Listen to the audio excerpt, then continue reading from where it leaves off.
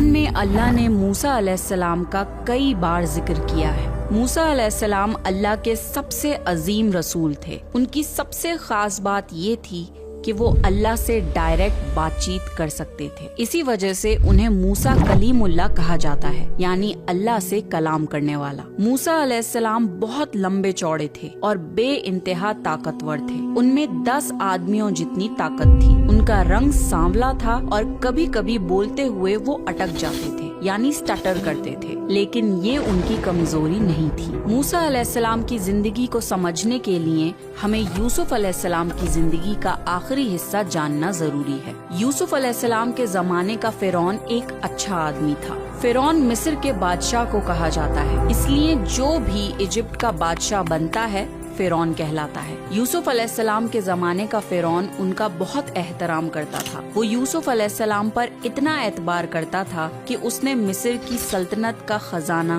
یوسف علیہ السلام کی نگرانی میں دے دیا تھا۔ یوسف علیہ السلام نے بھی اپنی حکمت اور خواب کی تعبیر سے مصر کو قحط سے بچایا۔ بارش اور ہریالی کے 7 سال یوسف علیہ السلام نے گیہوں کو ایک خاص ٹیکنیک سے پرزرو کروایا تھا، جس کی وجہ سے آنے والے اگلے قحط کے 7 سال جب سوکھا پڑا تب ایجپٹ میں کوئی بھی بھوکا نہیں مرا۔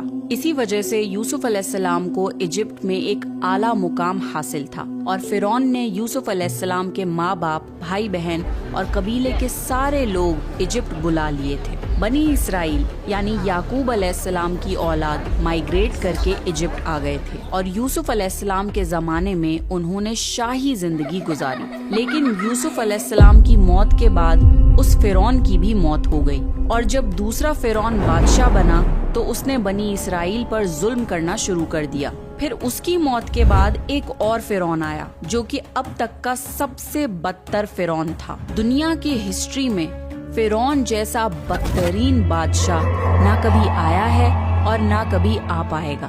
فرعون اپنے آپ میں ایک بدترین مثال تھا۔ اس نے اعلان کر دیا تھا، بنی اسرائیل سب کے سب غلام ہیں۔